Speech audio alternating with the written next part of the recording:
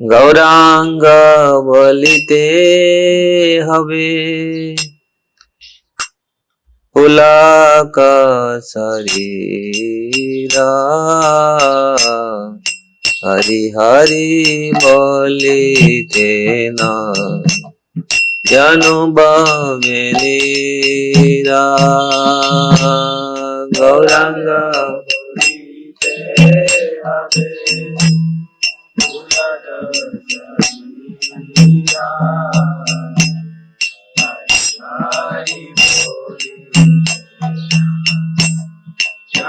शरीरा हरि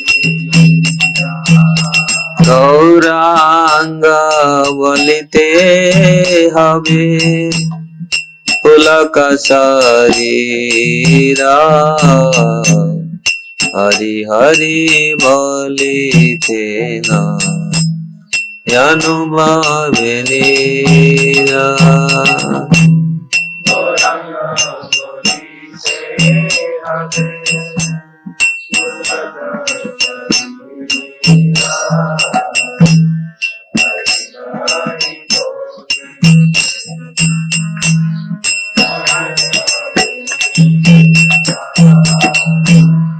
आर कबे निताय चांदे करुणा हईवे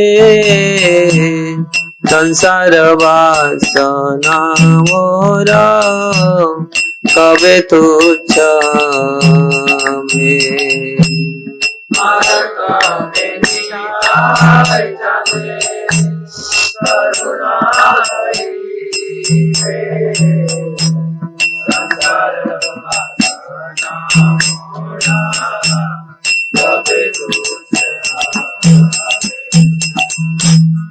विषय छड़िया कबे सुधा हवे मां कबे हमारा श्री वृंदावन विषय छड़िया कबे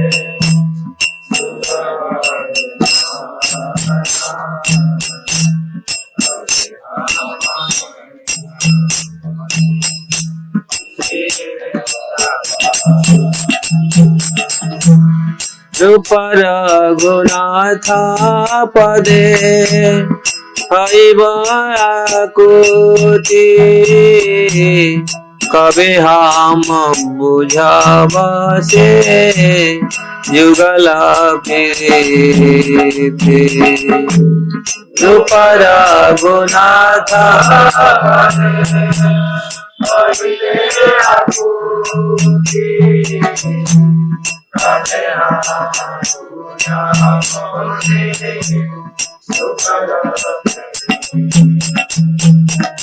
रूपर गुनाथ पदे रहु मोरो प्रार्थना करे सदा नरोत्तम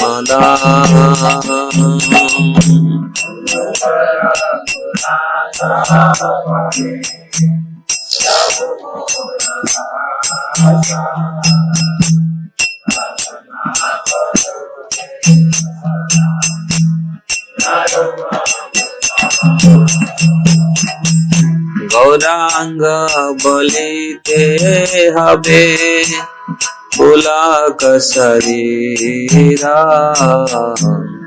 हरि हरि बोलिते न अनुभवे नीरा Gaurang बोलिते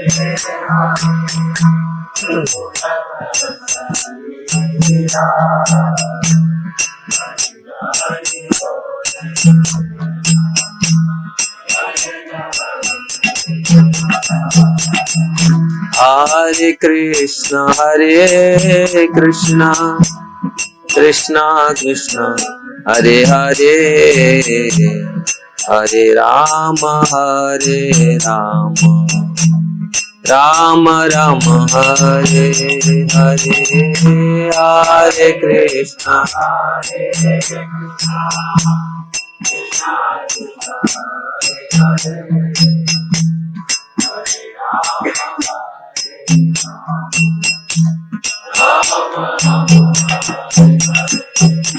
Hare Krishna Krishna Krishna Hare Hare Hare Rama Rama Rama Hare Hare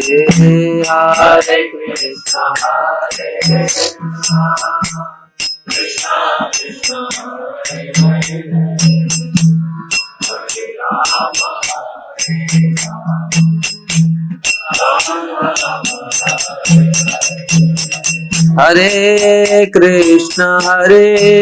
Krishna Krishna Krishna Hare Hare Hare Rama Hare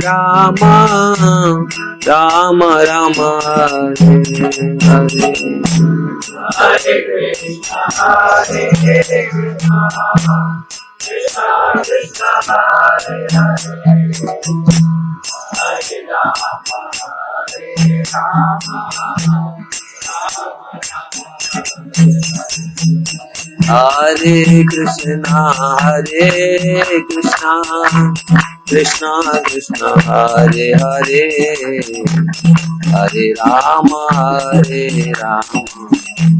Rama Rama Hare Hare Hare Krishna Krishna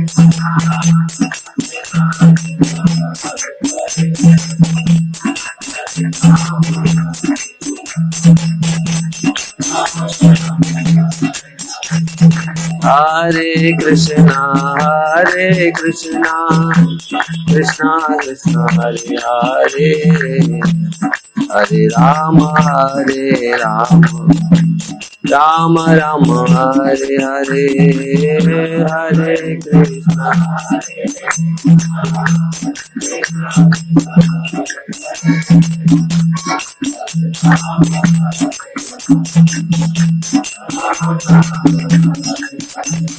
Hare Krishna Hare Krishna Krishna Krishna Hare Hare Hare Rama Ram Hare Hare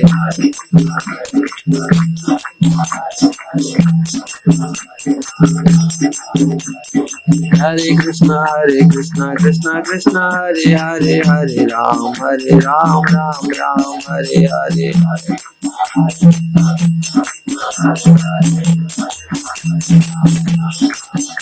Jaya Gauranitai Jaya Gauranitai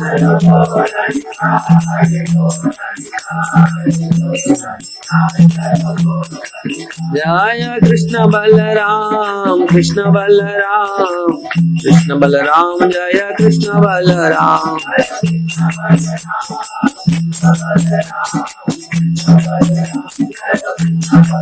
Jaya Krishna Balaram Jaya Krishna Balaram Jaya Krishna Balaram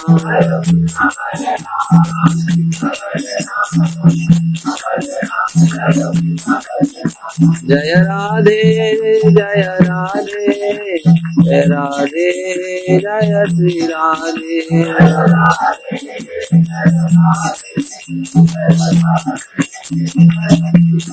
Jaya Radha Giridhari Radhe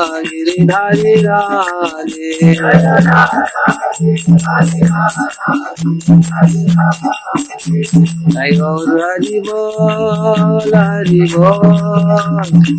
Bol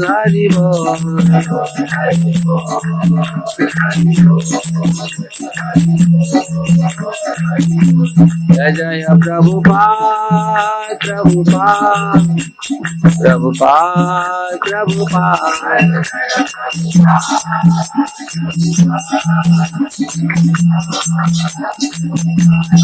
Jaya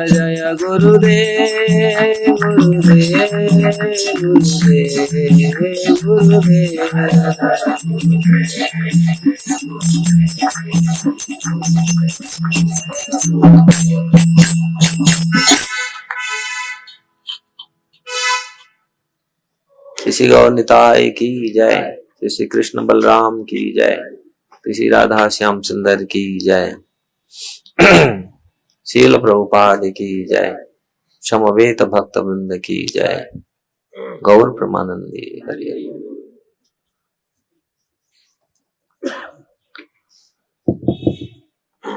हरे कृष्णा। तो एक बार हम जोर से हरे कृष्णा मंत्र बोल के महाराज जी को स्वागत करेंगे। हरे कृष्णा कृष्णा कृष्णा हरे हरे, हरे राम राम राम हरे हरे। हम महाराज जी का धन्यवाद देते हैं अपने बिजी शेड्यूल से समय निकालने के लिए। आप सबसे निवेदन है कि आप अपना मोबाइल फोन साइलेंट पे कर दीजिए, अच्छा कि स्विच ऑफ कर दीजिए ताकि कथा में कोई अवरोध उत्पन्न न हो। हरे कृष्ण। ओम ज्ञानं तिमिरान्धस्य ज्ञानञ्जनशलाकया चक्षुरुन्मिलितं येन तस्मै श्रीगुरवे नमः। श्रीचैतन्यमनोभीष्टं स्थापितं येन भूतले स्वयं रूप कदा मह्यं ददाति स्वपदान्तिकम्। वन्देऽहं श्रीगुरु श्रीयुक्तपदकमलम् श्रीगुरु वैष्णवांश श्रीरूपं साग्रजातं सहगण रघुनाथनीतं त्वं सजीवम् साद्वैतं सावधूतं परिजन सहितं कृष्ण चैतन्य देवं श्री राधा कृष्ण पाद सहगण ललिता श्री विशाखानितांश। हे कृष्ण करुणा सिंधु दीनबंधु जगतपते गोपेश गोपिका कांत राधा कांत नमस्तुते। तप्त कांचन गौरांगी राधे वृंदावनेश्वरी वृषभानुसुते देवी प्रणमामि हरिप्रिये। वंशाकल्पतरुभ्यश्च कृपा सिन्धुवेव च पतितानां पावनेभ्यो वैष्णवेभ्यो नमो नमः। जय श्री कृष्ण चैतन्य प्रभु नित्यानंद श्री अद्वैत गदाधर श्रीवासादि गौर भक्त वृंद। हरे कृष्णा कृष्णा कृष्णा हरे हरे, हरे राम राम राम हरे। नमो महावदान्याय कृष्ण प्रेम प्रदायते कृष्णाय कृष्ण चैतन्य नामने गौरत्युषे नमो नमः। आनंद लीलामय विग्रहाय क्षमावदिव्य छवि सुंदराय तस्मै महाप्रेम रस प्रदाय चैतन्य चंद्राय नमो नमस्ते। चैतन्य चंद्राय नमो नमस्ते, चैतन्य चंद्राय नमो नमस्ते। हरे कृष्ण।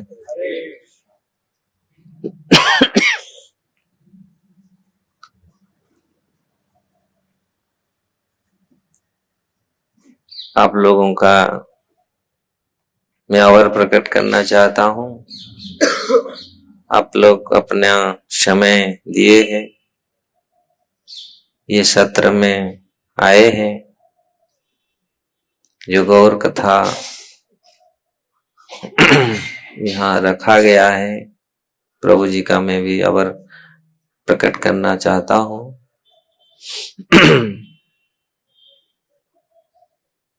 वास्तविक चैतन्य महाप्रभु को समझने से पहले हम कृष्ण को समझना पड़ेगा। महाप्रभु कौन है, आज बहुत लोग को भी ज्ञान नहीं है। महाप्रभु नहीं होते तो हम यहाँ नहीं होते आज। वास्तविक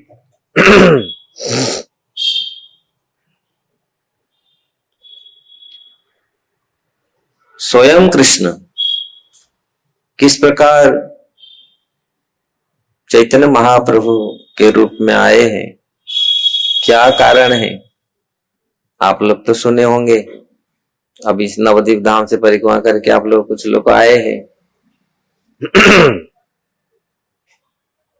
500 साल पहले भगवान स्वयं से कृष्ण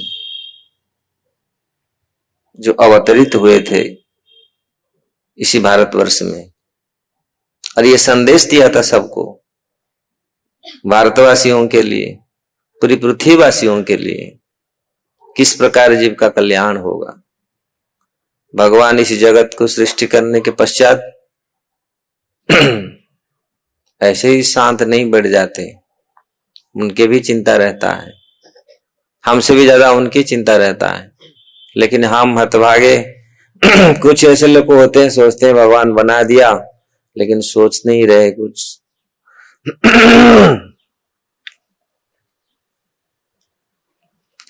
भगवान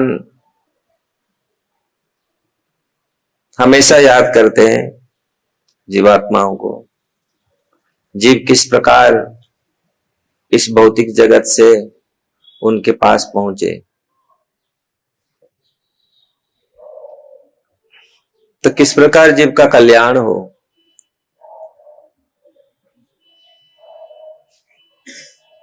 इसलिए भगवान तत्पर रहते हैं जीव का कल्याण देखने के लिए, कल्याण करने के लिए। जब 5000 साल पहले आए थे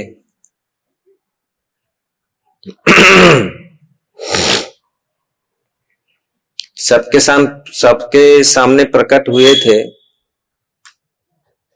बहुत लोग उनको देखे थे, लेकिन कौन समझा था, कौन पहचाना था।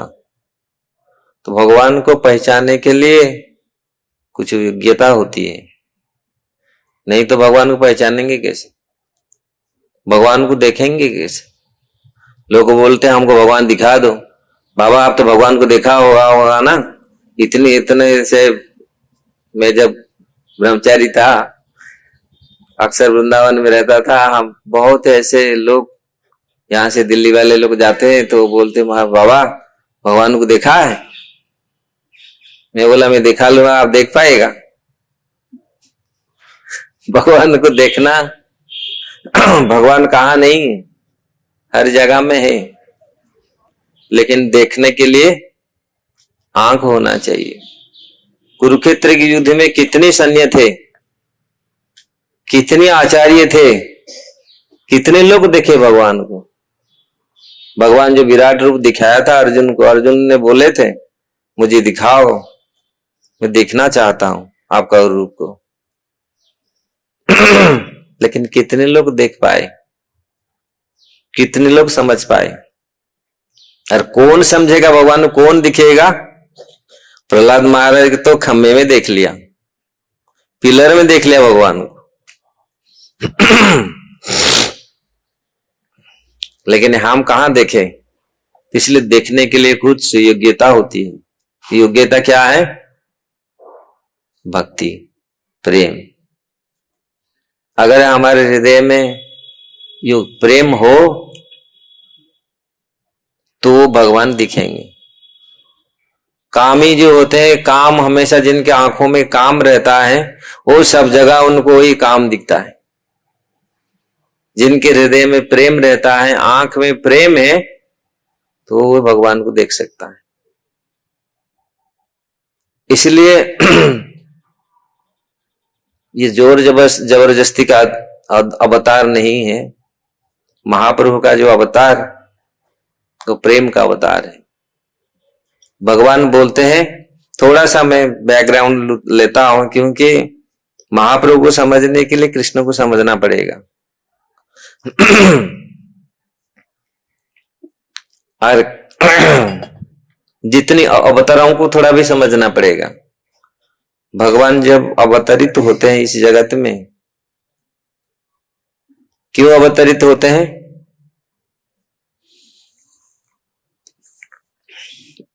परित्राणाय साधुना विनाशाय च दुष्कृताम, धर्म संस्थापनार्थाय संभवामि युगे युगे।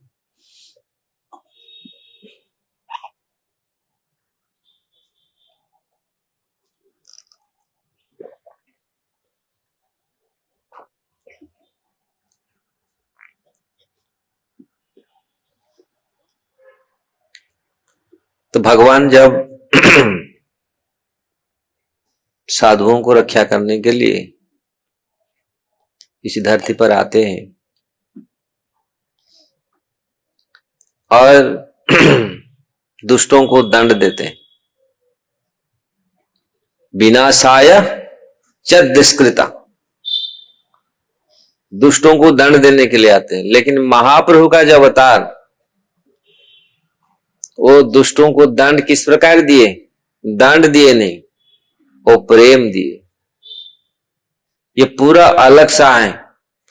इनके हाथ में कोई शंख चक्र गदा पद्म नहीं। अवतारों के हाथ में, भगवान के हाथ में हमेशा शंख चक्र गदा पद्म रहता है। भगवान कृष्ण आए, जो नंदन कृष्ण जो आए, उनके हाथ भी शंख चक्र नहीं था। उनके हाथ में क्या था? हाँ, मुरली बांसुरी था। वो असुरों को ऐसे ठीक ठाक करके ऐसे ऐसे करके थापड़, ऐसे गुस्सा ऐसे करके खत्म कर दिया।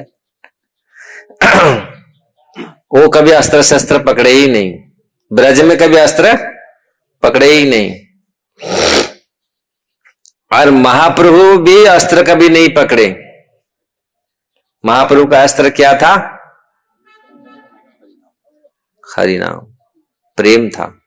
जिसको हरिनाम बोल देते थे, जिसको टच कर लेते थे, और जो भी कोई उनको छू लेता था, वो भी हरिनाम में मस्त हो जाता था।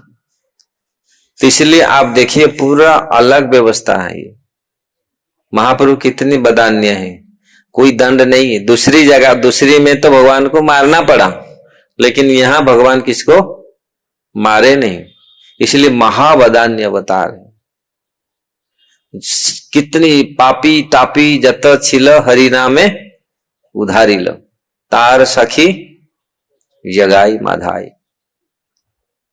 इतनी पापी तापी जो भी जितने कार्य किए, सबको हरिनाम में उद्धार किया, किसको दंड नहीं दिए। ये अवतार ऐसा अवतार है। और क्यों महाप्रभु के सारा जगत ऋणी है?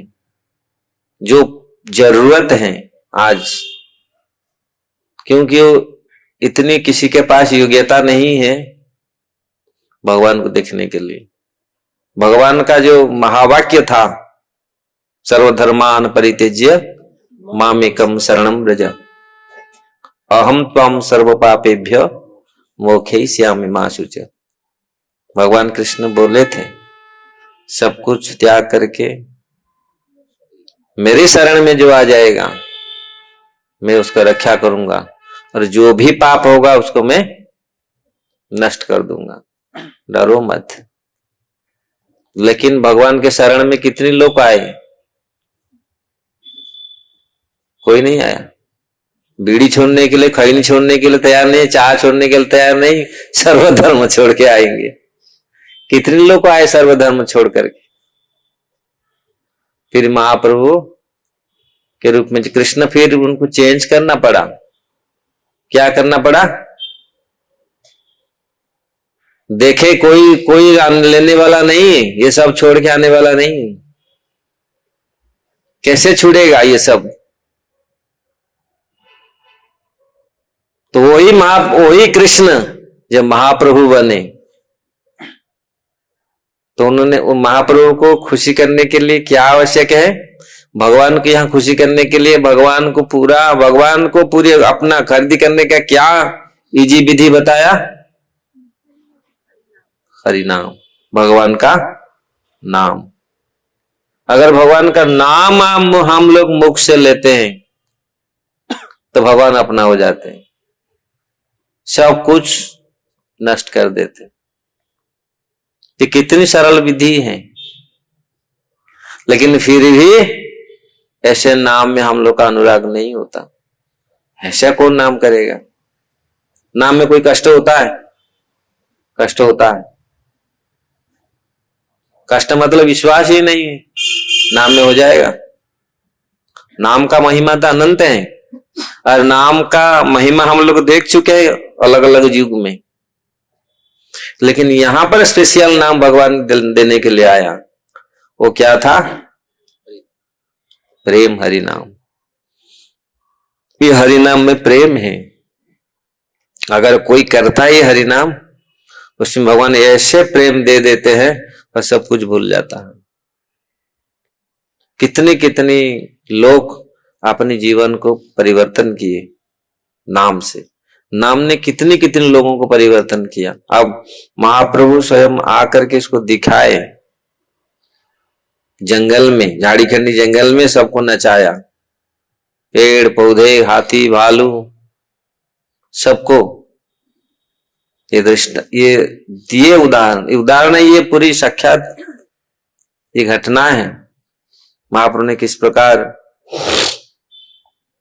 सबको प्रेम प्रदान किया, सबको नचाया। तो आप देखिए कोई अवतार ऐसे नहीं किए। तो इसलिए ये महावदान्य अवतार है। महाप्रभु किस प्रकार वो चाहते हैं हर जीव भगवान के प्रेम में प्रवृत्त हो। तो काल हम लोग महाप्रभु का शुभ आविर्भाव तिथि, जन्म तिथि मनाए थे। आज है उनके पिताजी का, यज्ञनाथ मिश्र का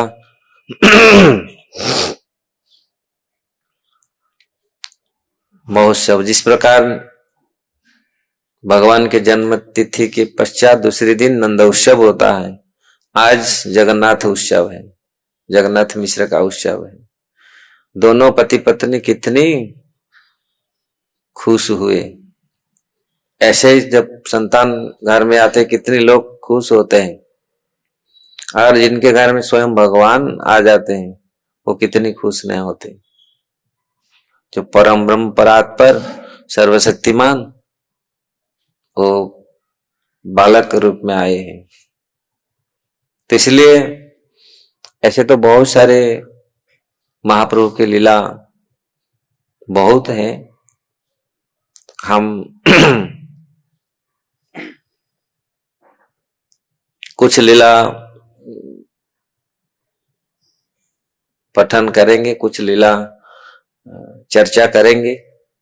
किस प्रकार महाप्रभु का बाल्य लीला किस प्रकार था, उनके यौवन लीला किस प्रकार था, उनका गृहस्थ लीला किस प्रकार था।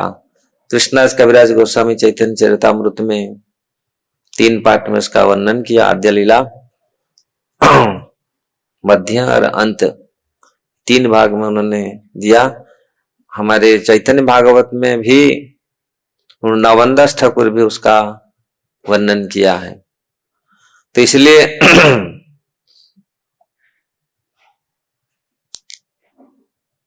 महाप्रभु वास्तविक आने का कार्य, आने का जो कारण आप लोग जानते होंगे। महाप्रभु क्यों आए, स्वयं कृष्ण क्यों इस धरती पर आए, आवश्यक था, क्यों आए, कारण क्या है, आप लोग जानते होंगे। क्या कारण था महाप्रभु आए इस धरती पर? मुख्य कारण भी है, गौण कारण भी है। तो मैं उसमें जाना नहीं चाहता हूं। वो ऐसे तो पूरी गंभीर टॉपिक है। क्यों, क्या कारण था भगवान आने का?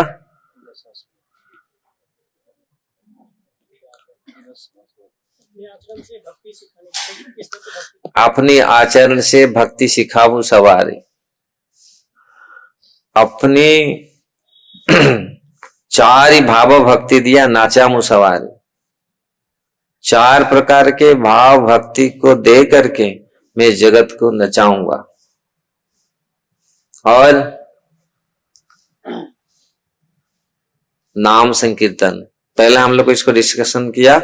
नाम, जो प्रेम नाम लेके आए हैं वो प्रेम नाम देने के लिए आए हैं। जो ब्रह्मा शिव कोई अवतार ये नाम इनको दे नहीं पाए, और किसी का योग्यता भी नहीं है उसको देने के लिए, केवल भगवान महाप्रभु ही दे सकते हैं। इसलिए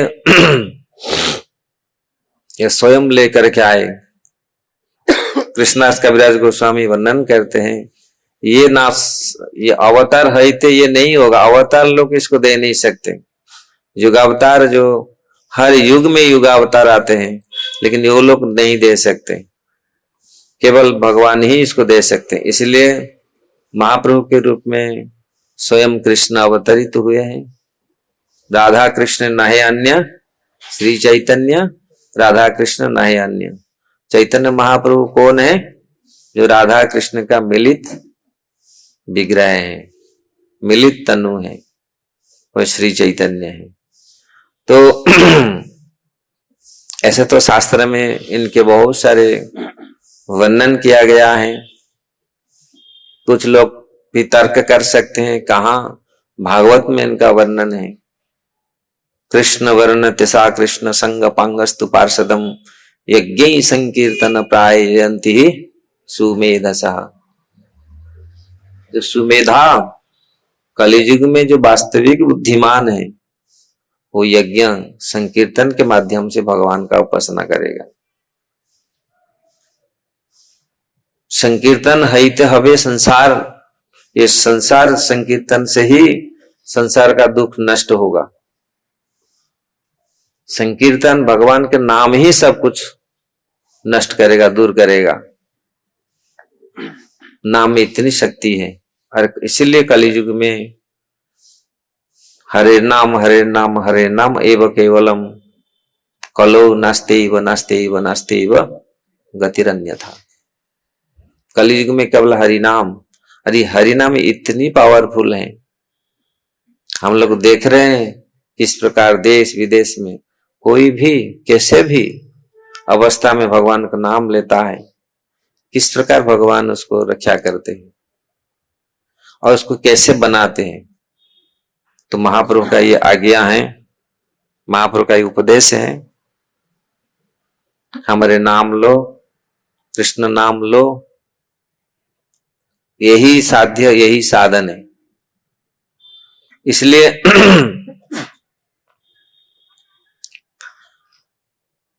हम लोग चर्चा करेंगे। ऐसे तो बहुत सारे चीज चर्चा करने का है। मैं सोचा महाप्रभु किस प्रकार पूरी काय के लीला, जो सार्वभौम भट्टाचार्य का उद्धार उन्होंने किया था। सार्वभौम भट्टाचार्य बहुत बड़ा उस समय के पंडित थे, और जब महाप्रभु संन्यास लेने के पश्चात जब नवद्वीप से पुरी के लिए यात्रा किए, और रास्ते में अनेक जगह आया, अनेक मंदिर का भी महाप्रभु दर्शन किए, और जहां जहां जहां उन्होंने गए सबका चैतन्य चरितामृत में वर्णन है। अब महाप्रभु हर मंदिर में जाकर के दर्शन किए, नृत्य किए, उस वहां का विग्रह का, वहां का महात्म को भी नित्यानंद प्रभु को मुख से सुने, उसी से वे भाव विवल होते थे। तब जब वो उड़ीसा में पहुंचे, पहले बालेश्वर में, तो खीरचोरा गोपीनाथ जो भगवान किस प्रकार अपनी भक्तों के लिए खीर चोरी करते हैं। हम लोग आज पढ़ रहे थे हरिणाम वश्यताम भृत्य। हरि जो परम पुरुष भगवान है, हरिणाम वश्यता भृत्य, भृत्य वश्यता, जो किसी के बस में नहीं आते। भगवान को कोई वशीभूत कर सकता है, कोई कंट्रोल कर सकता है, कोई नहीं कर सकता। लेकिन भगवान हरिनाम, हरि स्वयं अपनी भृत्य, अपनी भक्तों के वश में आ जाते। कैसे? जो वो कोई किसी के वश में नहीं होते। भगवान को कोई वशीभूत कर सकता है? नहीं, किसी के, इसलिए भगवान है। लेकिन वो भी वशीभूत हो जाते हैं भक्तों के प्रेम में, प्रेम में वो वशीभूत हो जाते हैं, इसलिए भगवान हरि। तो यहां चोरी संसार में कौन करता है? भगवान यहां क्या किसी के, भगवान के पास कुछ कमी है? लक्ष्मी सहस्र शतसम ब्रह्म सेव्यमानम, फिर भगवान यहां माखन क्यों चुराया? जिनकी इच्छा से हजार हजार माखन आ जाएगा, हजार हजार क्विंटल क्विंटल माखन आ जाएगा। अरे माखन के क्या जरूरत है? भगवान क्यों चोरी लीला की? भगवान इसलिए ये दृष्टांत दिए, अगर हमारे हृदय मक्खन जैसा बनेगा तो भगवान हमारे हृदय को चोरी करेंगे। अब पत्थर रहेगा, पत्थर हृदय को कोई चोरी नहीं करे, पत्थर क्या करेंगे? मक्खन बनाओ हमारे हृदय को, तो भगवान चोरी करते हैं। भगवान चोरी किए मक्खन, क्यों? क्यों? ये भक्तवश्यता है। भगवान अपनी भक्तों के प्रेम में वशीभूत होकर कैसे कार्य करते हैं। तो इसलिए महाप्रभु, हम लोग देखेंगे महाप्रभु का चरित्र, जहां जहां वो गए, जहां जहां भी वो लीला किए हैं, आज भी वो स्थान है और उसका रिकॉर्ड भी है। 500 साल का घटना है। जिस स्थान में गए महाप्रभु, वो जगह आज भी पुरी में है, नवद्वीप में वो जगह आज भी है। जिस नदी में स्नान किया है, किसमें स्नान किया? गंगा जी में। गंगा जी का बहुत इच्छा था, जब जमुना जी को मिला ये सौभाग्य, जमुना जी में भगवान पूरी सपरिकर साथ बहुत लीला की, इसलिए गंगा जी से जमुना जी का सौभाग्य बहुत बढ़ गया। भगवान के चरण को छू करके तो गंगा जी आई, शिव जी उनके धारण किया, लेकिन वही गंगा बहुत तरसते रही कि कैसे भगवान मेरे पास, मेरे ये में आए। जमुना तो बहुत सौभाग्यवान है, वो बहुत सौभाग्यवती है, क्योंकि जमुना जी में भगवान बहुत सारे लीला किए। तो वही गंगा जी को कृपा करने के लिए महाप्रभु नवद्वीप में अवतरित हुए हैं और गंगा जी में बहुत समय बिताए। जब छोटे थे गंगा जी में ऐसे कूद पड़ते थे, और गंगा जी में ऐसे ऐसे वृंदावन दास ठाकुर वर्णन करते हैं, बहुत सुंदर लीला वर्णन करते हैं। जो डरते थे लोग ऐसे गंगा, आज कल देखो गंगा में जाने में कितने लोग डरते, लेकिन महाप्रभु कैसे भागते थे। तो इसलिए महाप्रभु का जो भगवत्ता जो प्रमाण दिया है शास्त्र में, महाप्रभु किस प्रकार कृष्ण स्वयं कृष्ण है, सार्वभौम भट्टाचार्य को उन्होंने दिखाया अपने रूप, रामानंद राय को पूरी दिखाया अपने रूप में, कृष्ण, मैं वही राम था, मैं वही कृष्ण हूं, मैं हूं चैतन्य। जय कृष्ण सही, जय कृष्ण सही गोरा सही जगन्नाथ।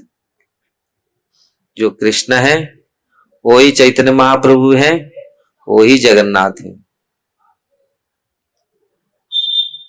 तो इस प्रकार पुरी में उन्होंने अद्भुत लीला की, और पूरी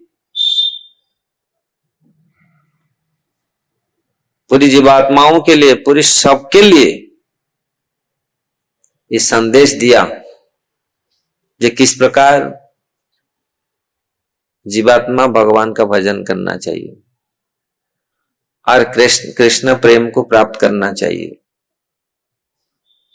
तब जीवात्मा इस जगत से शांति को प्राप्त कर सकता है। तो इसलिए जहां जहां भी उन्होंने जैसे जैसे भी लीला की, हम लोग एक इसे अध्याय में थोड़ा सा लेते हैं। तो महाप्रभु इस प्रकार ये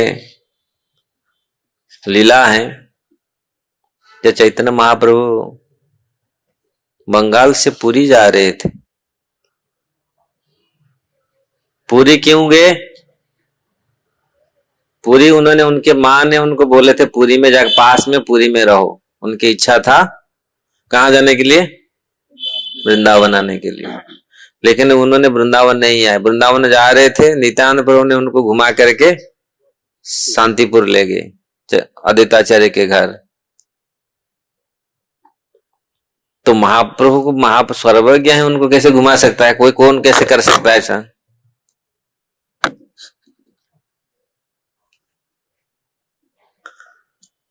तो जब उन्होंने देखे वापस आ गए, फिर नवद्वीप सन्यासी के पश्चात उन्होंने चाहते थे वृंदावन जाके रहने के लिए। लेकिन जब उन्होंने वापस पुरी ले आए, वापस नवद्वीप ले आए, नवद्वीप के बाद महाप्रभु बोले नहीं मैं जाऊंगा। सन्यासी करने के पश्चात अपने घर में नहीं रहना चाहिए, अपनी गांव में नहीं रहना चाहिए। ये है, इसलिए यहाँ फिर नित्यानंद प्रभु के साथ 5-6 लोग उनके साथ पुरी की ओर चल पड़े। उनके माँ भी इसी उन्होंने दिया था, पुरी में जाकर के रहो। तो जब पुरी में जा रहे थे, पुरी के लिए जा रहे थे, जगन्नाथ देखी प्रेमे हौला अस्थिर। तो रास्ते में ऐसे बहुत सारे मंदिर मिला, जैसे खीरोचरा गोपीनाथ उन्होंने दर्शन किया, वहां पर पूरी उसका महिमा सुना। फिर कटक में आए, भुवनेश्वर में आए, भुवनेश्वर में लिंगराज का दर्शन किया। अगर ये लीला का या बोलेंगे बहुत सारे टाइम लगेगा। भुवनेश्वर लिंगराज जो एकाम्र कानन था, और चैतन्य भागवत में इसका विस्तार रूप से वर्णन किया है वृंदावन दास ठाकुर। भुवनेश्वर क्या, भुवनेश्वर, इसको भुवनेश्वर क्यों कहा जाता था? भुवन ईश्वर। कौन है भुवनेश्वर? शिव जी हैं। लिंगराज जो एक आम का वृक्ष था, इसलिए भुवनेश्वर का जो पुराना नाम है एकाम्र कानन। ये एक आम का पेड़ था और कई जोजन था, बहुत बृहत वृक्ष था। और वहीं पर शिव जी ने पार्वती जी को भागवत कथा सुनाया था, और वहीं पर बैठ करके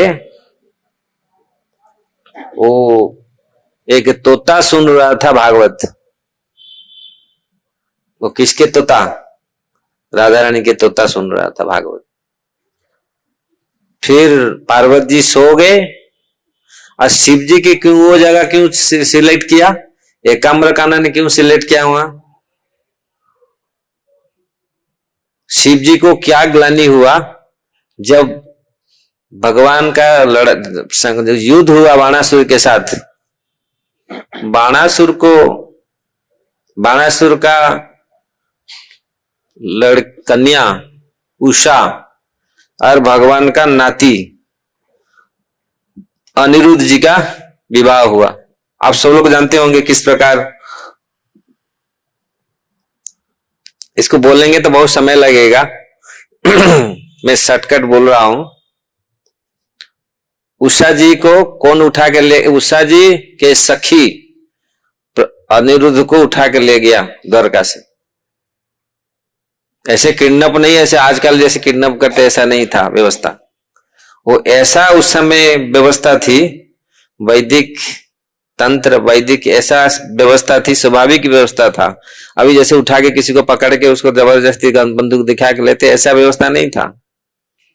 सो रहा था, देखो कितना टेक्निक उस समय, क्या टेक्निक था, वो टेक्निक उन्होंने प्रयोग किया था।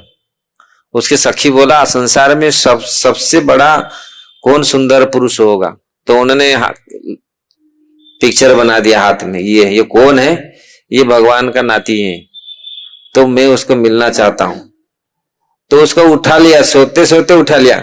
भगवान तो सब अंतर्यामी है, भगवान जानते, भगवान को मालूम है और किसी को मालूम नहीं है, क्योंकि भगवान के बिना कोई नहीं जा नहीं सकता। उन्होंने उठा लिया। तो ये बहुत बड़ी कहानी, फिर उन्होंने कैसे ले आया, फिर उनका विवाह हुआ, फिर पहले तो संग्राम हुआ, भयंकर लड़ाई हुआ। लड़ाई होने के पश्चात बाणासुर कौन था, ये शिव जी का घटना क्यों, जब महाप्रभु पहुंचे लिंगराज भुवनेश्वर में, हमारे चैतन्य भागवत में वृंदावन दास ठाकुर इसका पूरी विशद रूप में वर्णन किया गया है भुवनेश्वर के बारे में। आप लोग के पास समय नहीं है, महाप्रभु जो जा रहे हैं कैसे कैसे कहाँ का, ये भागवत में ये वर्णन किया गया है, चैतन्य भागवत में ये वृंदावन दास ठाकुर वर्णन किया है। तो जाके जब वहां पहुंचे, वो लिंगराज मंदिर में दर्शन किया, तो उसका पूरी वर्णन चैतन्य भागवत में वर्णन है। तो किस प्रकार वहां एक आम का पेड़ था, और वही तो शिव जी का साथ जब जब बाणासुर और भगवान का युद्ध हुआ, भागवत में 10वें स्कंद में वर्णन है, भयंकर युद्ध हुआ। अब बाणासुर कौन था, बलि महाराज का पौत्र, बलि महाराज का पुत्र विरोचन, नहीं प्रहलाद महाराज का पुत्र विरोचन, विरोचन का पुत्र बलि, बलि महाराज का पुत्र बाणासुर। तो इस प्रकार बाणासुर का 1000 हाथ था, और भयंकर संग्राम हुआ, भयंकर लड़ाई हुआ। भगवान सारे हाथ उसका काट दिया, 4 हाथ रह गया था। लास्ट में फिर किस प्रकार उस पार्वती जी उसको बचाए, पूरी भयंकर काली रूप लेकर के वहां भगवान के सामने आए, भगवान उल्लग्न होकर के आए। भगवान फिर आंख बंद करके सुदर्शन को छोड़ करके वहां चले गए। सुदर्शन पूरा काशी को जला दिया। काशी को जलाने के पश्चात भगवान शिव जी को ग्लानि हुआ, फिर बाणासुर परास्त हुआ, फिर बाणासुर अपने कन्या को विवाह किया। तो फिर लेकिन शिव जी को, पार्वती जी को बहुत ग्लानि हुआ, तो उन्होंने वहां से छोड़ करके उन्हें कैसे भगवान को संतुष्ट करेंगे, तो इसलिए जागा ढूंढे कहां हम बैठ करके भागवत सुने, भगवान का कथा सुने। तो वो क्षेत्र एकाम्र क्षेत्र जो पुरी का द्वार है, नीलांचल क्षेत्र, नीलांचल धाम है, उसका द्वार है भुवनेश्वर। तो वहां पर एकाम्र कानन में वो बैठ करके, एक आम का पेड़ था, उसी के नीचे बैठ करके उन्होंने भागवत कथा पार्वती जी को सुनाए। अब पार्वती जी सो गए, वो तोता सुन रहा था, हूं कर रहा था। तो देखो शिव जी का आंख पड़ा, तो अरे ये तोता सुन रहा है, ये तो ये भागवत अमर कथा सुन ले, तो उन्होंने त्रिशूल लेके उसको मारने के लिए भागे। तो तोता उड़ के जा करके व्यासदेव जी के पत्नी के मुख में प्रवेश कर गए, वो सुखदेव गोस्वामी के रूप में रहे। तो इस प्रकार महाप्रभु वहां पर ये सारे लीला मतलब भुवनेश्वर गए। भुवनेश्वर के बाद उन्होंने कटक में गए, कटक में दर्शन किया किसको, साखी गोपाल को। साखी गोपाल उस समय कटक में रहते थे, राजा का जो दुर्ग कटक में था, इसलिए राजा ने साखी गोपाल को अपने चैतन्य चरितामृत में वर्णन है, वहां पर अपने घर में महल में रखे थे। महाप्रभु वहीं जाकर के उनका दर्शन किया। हाँ, वहां कीर्तन, साखी गोपाल अब गए होंगे, साखी गोपाल कितनी सुंदर प्रकांड विग्रह है, इतनी बड़े कृष्ण मूर्ति विग्रह बड़ा विरल है, बहुत सुंदर विग्रह है। पैदल चल करके जो सखी गोपाल आए थे, उसका पूरी चैतन्य चरितामृत में पूरी विशद वर्णन है। उसका अगर कभी समय होगा हम उसका वर्णन करेंगे। उसको वर्णन करने के पश्चात महाप्रभु आए, पुरी की ओर जा रहे हैं, नित्यानंद प्रभु उनका दंड को तोड़ दिया। ये डंडा जो रहता है सन्यासी डंडा महाप्रभु का, उसको तोड़ दिया, 3 टुकड़ा करके उनको फेंक दिया। फिर महाप्रभु उसमें क्रोधित हो गए, मेरा ये सन्यासी क्या क्या दंड है, मेरा वही था, उसको तुम तोड़ दिया, इसलिए तुम आगे चलो, नहीं तो मैं आगे चलता हूं, तुम डिसाइड करो, मैं तुम लोग के साथ में नहीं जाऊंगा। तो इस प्रकार महाप्रभु क्रोधित होकर के फिर सब लोग बोले नहीं आप आगे चलिए, आप पहले दर्शन करने के लिए जाइए। पुरी से मतलब थोड़ा सा दूर 3-4 किलोमीटर दूर से 18 नला, तो वहीं से महाप्रभु आगे गए, मतलब व्याकुल थे भगवान को दर्शन करने के लिए।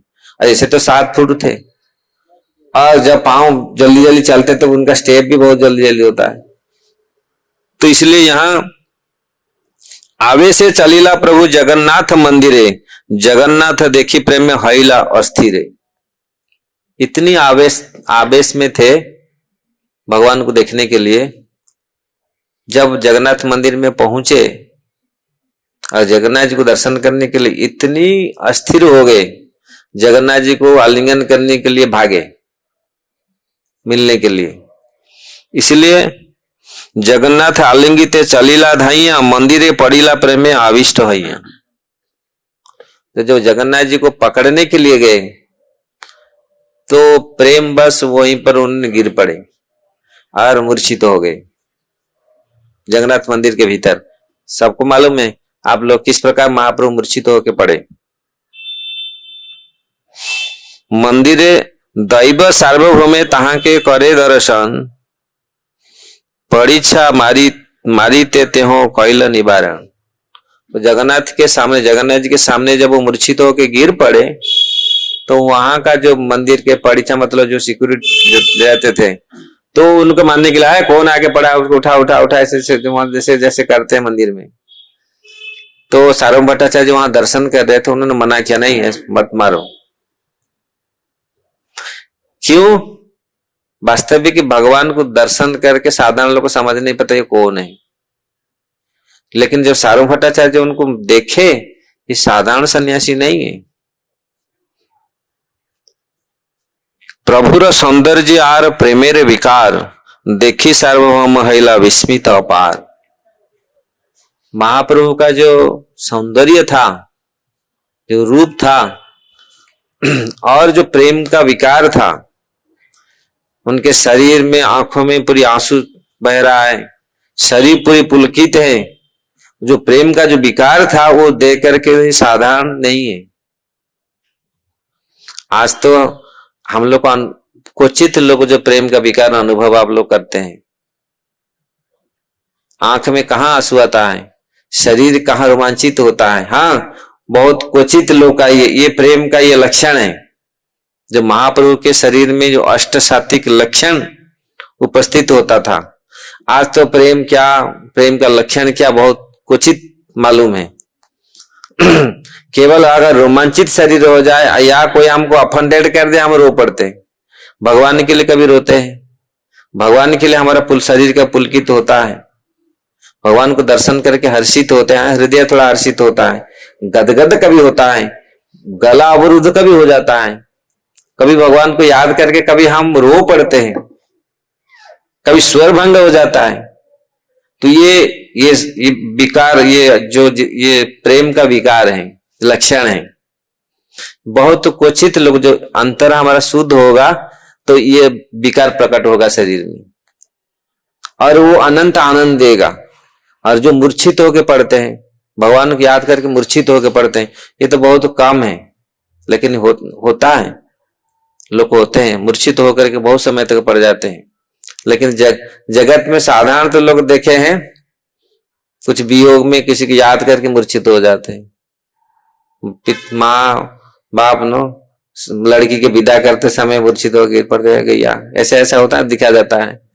लेकिन भगवान के लिए कोई मूर्छित होता, वो दिव्य विकार है। इसलिए यहाँ पर भगवान को मिलने के लिए भाग रहे हैं। जब मिल नहीं पाए भगवान को, भाग रहे हैं भगवान को पकड़ने के लिए महाप्रभु। भौतिक जगत में विरह होता है, लोग जब बिछड़ते हैं और उसी में थोड़ी बहुत रोते हैं, लेकिन यहाँ जो दिव्य भाव है ये समझना चाहिए। यहाँ जो दिव्य भाव वर्णन किया गया है तो महाप्रभु जो भाग रहे थे जगन्नाथ जी को पकड़ने के लिए, तो वही मूर्छित होकर के आधे मतलब जगन्नाथ जी के पास पहुंच गए, पास से पहले जगन्नाथ जी को छूने से पहले वो मूर्छित होकर गिर पड़े। तो सार्वभौम ने देखा ये साधारण सन्यासी नहीं है तो उनको मना किया, रुको।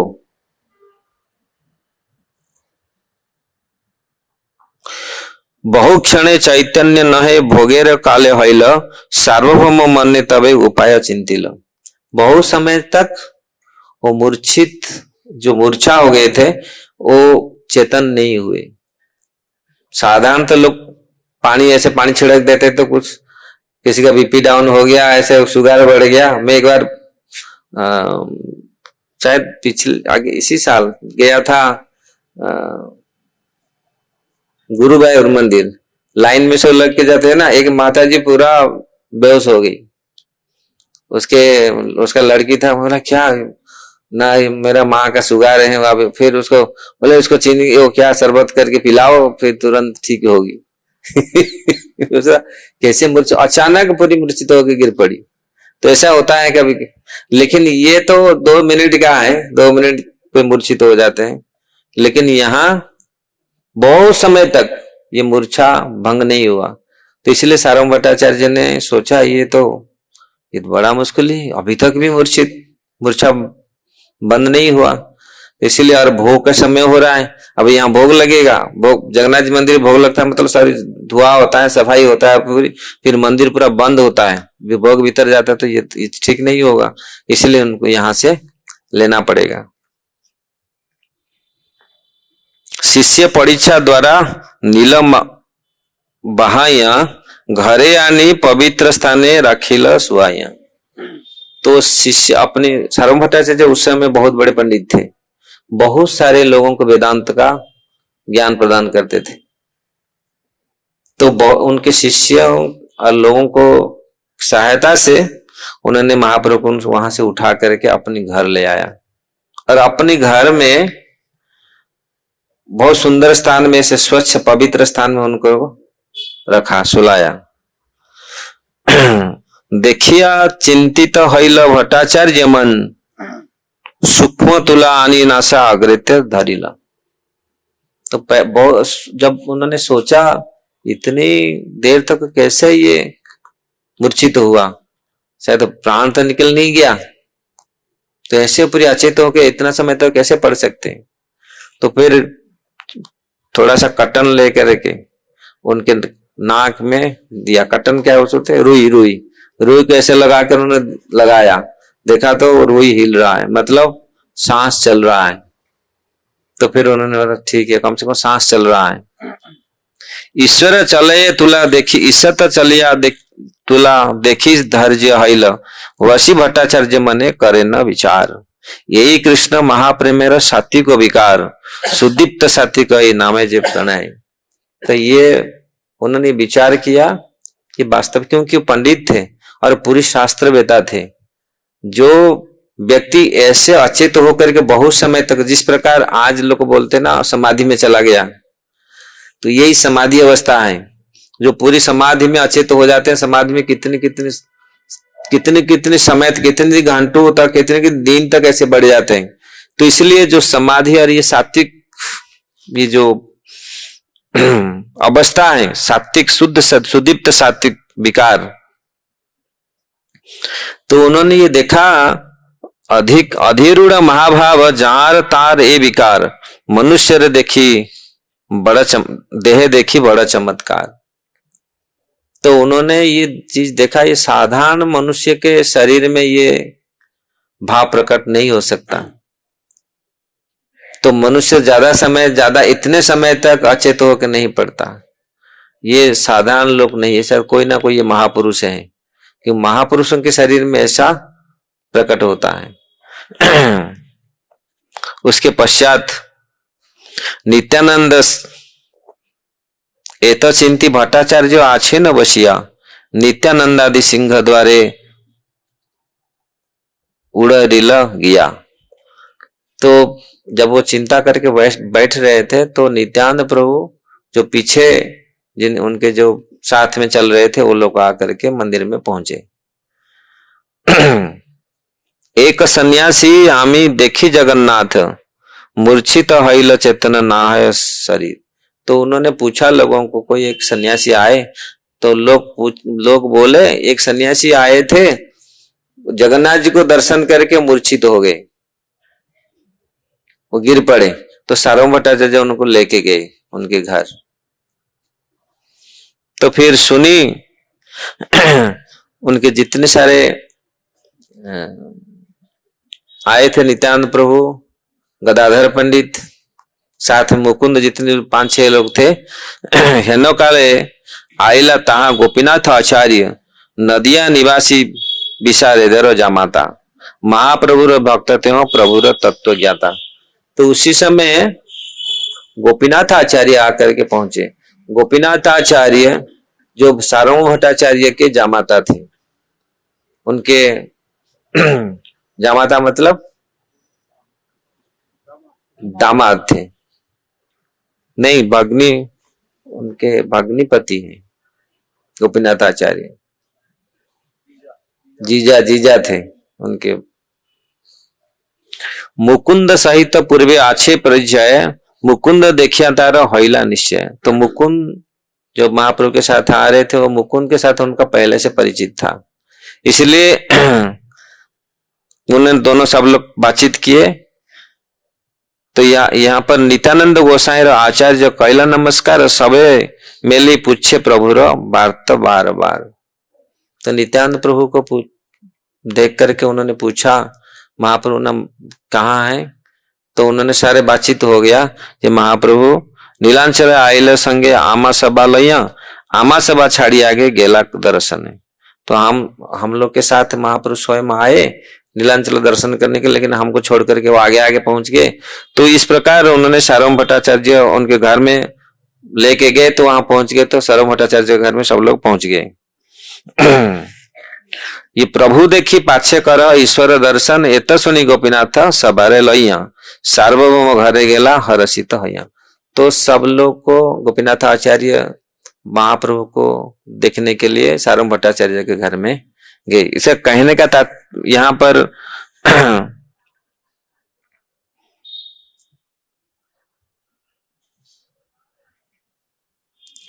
तृतीय प्रहर हैला प्रभुर चेतन हुंकार करिया उठे हरि हरि। तो जब वहां जाकर के पहुंचे, देखे थे महाप्रभु ऐसे ही पड़े हैं, उनका भी चेतन भी नहीं आया अभी तक।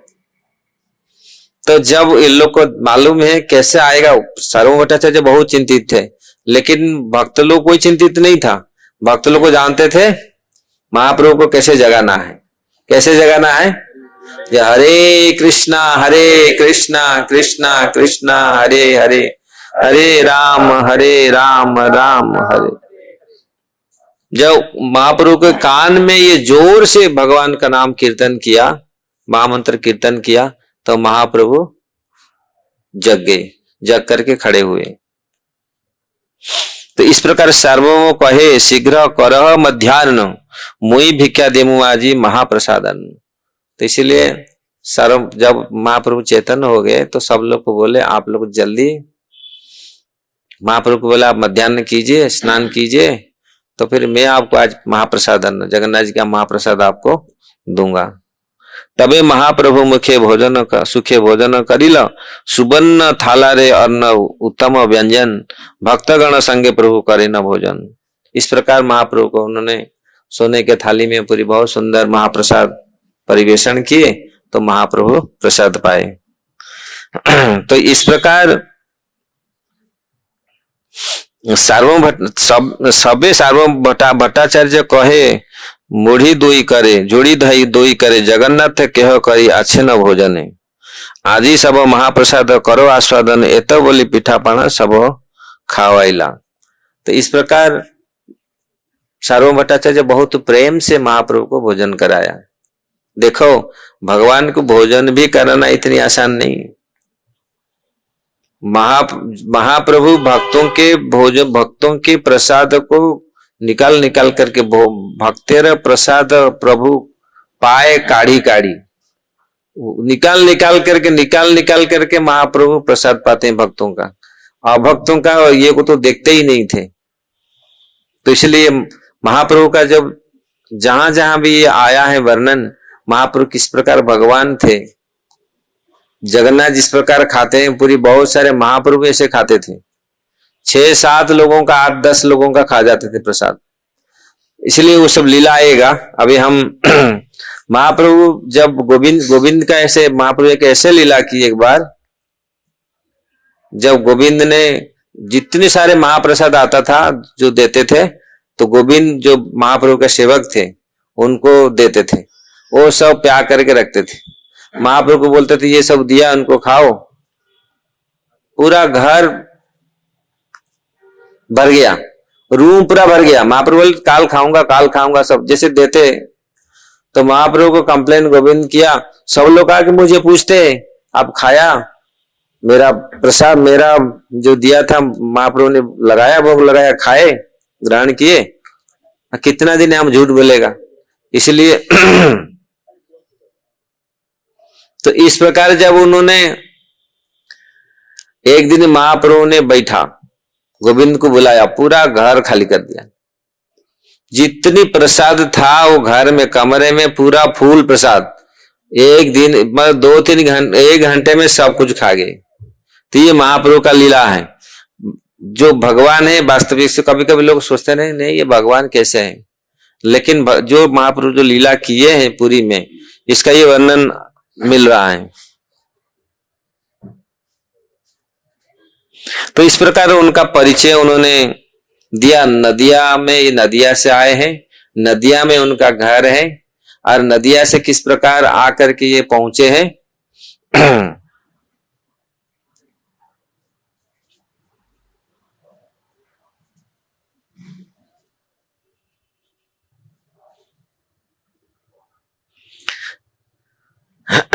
इनका नाम क्या है? इनका नाम श्री कृष्ण चैतन्य है। महाप्रभु का नाम था श्री कृष्ण चैतन्य, और जब उनका नाम सुने ये श्री कृष्ण चैतन्य, तो सार्वभौम भट्टाचार्य के साथ गोपीनाथ आचार्य का कुछ संवाद हुआ। जिस प्रकार आज लोग सोचते हैं ये कैसे भगवान है, तो गोपीनाथ कहे नाम श्री कृष्ण चैतन्य, गुरु यहार केशव भारती महाधन्य, सार्वभौम कहे यहार नाम सर्वोत्तम, भारती संप्रदाय है न मध्यम। गोपीनाथ कहे यहार नाही बाह्य अपेक्षा, अतीब बड़ संप्रदाय नहीं के उपेक्षा। तो जब सार्वभौम भट्टाचार्य उन्होंने ये इसी संप्रदाय से बिलोंग, इसी संप्रदाय से है, लेकिन सार्वभौम गोपीनाथ आचार्य उनको बोले नहीं, इनको जरूरत नहीं है। गोपीनाथ आचार्य किछु कहिते लगिला, भट्टाचार्य तुम्हें यार ना जान महिमा, भगवत्ता लक्षण यहाँ सीमा, ताहार विख्याति हो परम ईश्वर। तो गोपीनाथ आचार्य उन्होंने वर्णन किया ये वास्तविक भगवान है, ये उनका लक्षण है, ये किस प्रकार भगवान अवतरित हुए हैं। तो लेकिन उन्होंने ऐसा, गोपीनाथ आचार्य स्वयं बहुत बड़े पंडित थे, उन्होंने ये चीज ग्रहण नहीं किया। नहीं ये कोई किसी को भगवान बोल देते भगवान तुरंत ग्रहण कर ले, नहीं, उन्होंने इसको युक्ति भी स्थापन किया। शिष्य गण कहे ईश्वर कह कौन प्रमाणे, आचार्य कहे निज मत ईश्वर लक्षणे। शिष्य कहे ईश्वर तत्व साधी अनुमाने, आचार्य कहे अनुमाने न है ईश्वर ज्ञाने। तो कोई किसको बोलता है ईश्वर, किसको हम बोलेंगे, भगवान किसको बोलेंगे? भगवान आप अगर बोलते हैं ये भगवान है, भगवान कैसे हम जानेंगे ये भगवान है? भगवान का अर्थ उनको ऐश्वर्य होना चाहिए, उनका प्रमाण होना चाहिए ये भगवान है। आज लोग सबको भगवान बोल देते हैं, लेकिन सब भगवान नहीं है। इसलिए यहाँ जो आचार्य कहे अनुमान न है ईश्वर ज्ञान, अनुमान प्रमाण न है ईश्वर तत्व ज्ञान। तो आचार्य बोलते हैं अनुमान करके हम ईश्वर को समझ नहीं सकते। ईश्वर को कैसे समझ सकते हैं? भगवान को हम कैसे समझ सकते हैं? भगवान को कैसे जान सकते? ईश्वर कृपा होते जारे सही तो ईश्वर तत्व बुझीबारे पारे। भगवान की कृपा जिनके ऊपर होगा वही भगवान को समझ सकता है, नहीं तो भगवान को समझ नहीं सकता। इसलिए लोग कितने लोगों भगवान को समझ सकते हैं?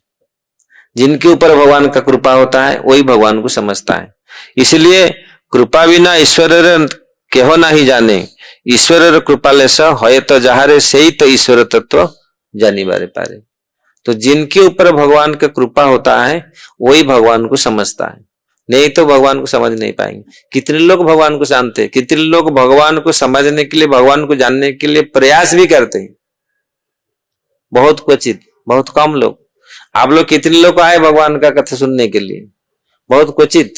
और यहाँ अलग दूसरी कोई कथा होगा, कितने लोग भीड़ लगता है, देखो दूसरी कथा में कैसे भीड़ लगता है। लेकिन भगवत तत्व को कौन समझता है? जो भगवान जिनके ऊपर कृपा करते हैं वही भगवान को समझ सकता है। तो इसलिए यहाँ यद्यपि जगत गुरु तुम्हें शास्त्र ज्ञानवान, पृथ्वी थे नाही पंडित तुम्हारे समान। क्योंकि जो सारंग भट्टाचार्य थे ये बृहस्पति थे, स्वयं बृहस्पति सारंग भट्टाचार्य के रूप में आए। तो इतनी महापंडित हैं, लेकिन पंडित होने से भी हम भगवान को नहीं समझ सकते। बहुत बड़े बड़े पंडित है लेकिन भगवान को नहीं समझ सकते। भगवान को वही समझ सकता है जिनके भगवान की कृपा जिनके ऊपर होगा। तो इसलिए यहाँ अतएव ईश्वर तत्व नापर जानीते तुम्हारा नाही को दोष शास्त्र कहे अच्छे। परी पंडित्यादे ईश्वर तत्व ज्ञान कभु न है, सार्वभौम कहे आचार्य कर सावधाने। तुम्हारे ईश्वर कृपा इथे की प्रमाण, आचार्य कहे वस्तु विषय है वस्तु ज्ञान। तो उन्होंने सावधान किया, आप जो बोल रहे हैं ये ईश्वर है, ये भगवान है, कैसे आप बोल सकते हैं? ये इनको कैसे आप भगवान बोल सकते हैं? तो इसी के ऊपर उन्होंने ईश्वर शरीर सब ईश्वर लक्षण, महाप्रेम वैसे तुम्हें पाया दर्शन, तबु तो ईश्वर ज्ञान ना है तुम्हार, ईश्वर माया यही बलि व्यवहार। तो इसलिए ईश्वर को कैसे समझ सकते हैं? जो भगवान का कृपा होगा। और ईश्वर का लक्षण भी दिखता है, जो महापुरुष का लक्षण होता है। चैतन्य महाप्रभु का जो लक्षण था, इसलिए उनको आजान लंबित भुज, उनका जो हाथ था, महाप्रभु ज्यादातर साधारण हम लोग अपने हाथ में कितनी हाथ होते हैं? अपने अपने हाथ में हम लोग कितनी मालूम है? 3.5 हाथ है। लेकिन महाप्रभु 4 थे, 4 हाथ थे। तो ज्यादातर जितने लोग है ना अपने हाथ में 3.5 हाथ हम लोग। जो महापुरुष होते हैं वो पूरी 4 हाथ उनका होता है। तो इसलिए महाप्रभु का जो हाथ वो पूरी उनके घुटनों तक जाता था, इतनी विशाल उनका था। इसलिए महापुरुष का जो लक्षण वर्णन किया गया है शास्त्र में, तो इस चीज को उन्होंने यहाँ वर्णन कर रहे हैं। तो ईश्वर माया यही बलि व्यवहार, देखित ना देखे ता बहिर्मुख जन। इसलिए इष्ट गोष्ठी विचार करी ना करी रोष, शास्त्र महाभागवत है चैतन्य गोसाई, यही कलिकाले विष्णु अवतार नहीं। तो बोले ठीक है, महाप्रभु जब कलिकाल में तो कोई भगवान का कोई अवतार नहीं है, ये कैसे अवतार हो गए, ये कैसे भगवान हो गए, महाप्रभु कैसे भगवान हो गए? तो इसलिए त्रिजुग जो कहा गया, भगवान को त्रिजुग कहा गया है। 3 युग इसलिए त्रिजुग। कलिकाल में भगवान का अवतार नहीं, केवल अवतार, लास्ट अवतार आएंगे कौन? कल के अवतार आएंगे। लेकिन ये कैसे आ गए? इसलिए महाप्रभु 6 अवतार छुप के आए। तो इस प्रकार उन्होंने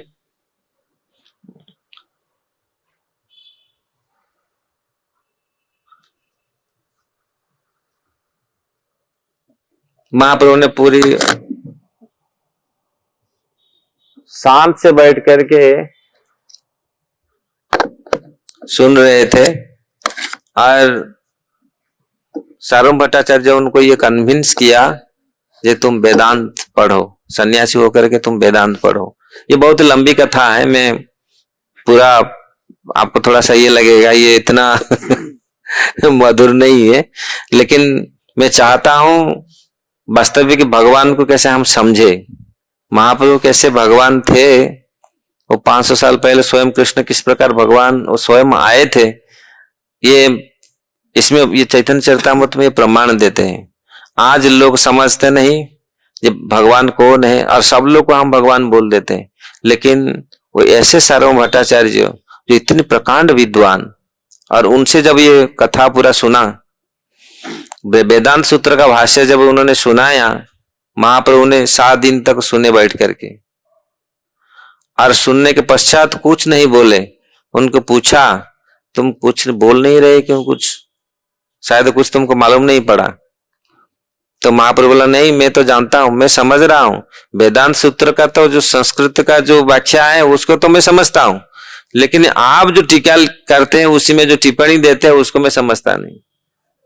न कैसे कैसे तुम संस्कृत का समझते हो, टीका को क्यों न टीका, क्योंकि वो मायावादी भाष्य देते थे। तो इसलिए महाप्रभु ने तुरंत उनको करेक्ट किया, नहीं आप जो ये टीका कर रहे हैं ये वास्तविक सही टीका नहीं है। तो महाप्रभु ने एक आत्माराम भर्ष का श्लोक भागवत से लिया, उनको उन्होंने 9 प्रकार के व्याख्या किया था सारंग भट्टाचार्य, उससे महाप्रभु ने 64 व्याख्या किया। 64 व्याख्या मतलब महाप्रभु जो कार्य किया है बहुत जगह में, स्वयं अपने बहुत सारे पंडितों को परास्त किया, और कोई जैसे रामानंद राय, प्रद्युम्न मिश्र को रामानंद राय के पास भेजा, ऐसे ऐसे लोगों के माध्यम से, हरिदास ठाकुर के मुख से नाम तत्व को दिया। महाप्रभु को पूछते थे, महाप्रभु के पास आते थे, हम कृष्ण के बारे में बताइए, लेकिन महाप्रभु नहीं बोलते, बोलते मुझे मालूम नहीं कृष्ण कथा, उसके रामानंद राय के पास जाओ। तो ऐसे ऐसे लोगों को माध्यम से वो भगवान का कथा को आया, और ऐसे सिद्धांत उन्होंने प्रस्तुत कराया। तो जब ये कथा चल रहा था, शास्त्रार्थ चला, तो महाप्रभु ने उनको सार्वभौम भट्टाचार्य को परास्त किया। जो सार्वभौम भट्टाचार्य उस समय इतने बड़े पंडित थे, और जब उन्होंने शास्त्रार्थ में हार गए, देखे एक एक श्लोकों को कैसे 64 व्याख्या उन्होंने किया, तो उन्होंने समझ नहीं पाए, और लास्ट में वो अनुभव किए वास्तविक ये साधारण लोग नहीं है। तो लास्ट में सार्वभौम भट्टाचार्य को उन्होंने महाप्रभु अपने रूप जो षड्भुज गौरांग रूप दर्शन कराया।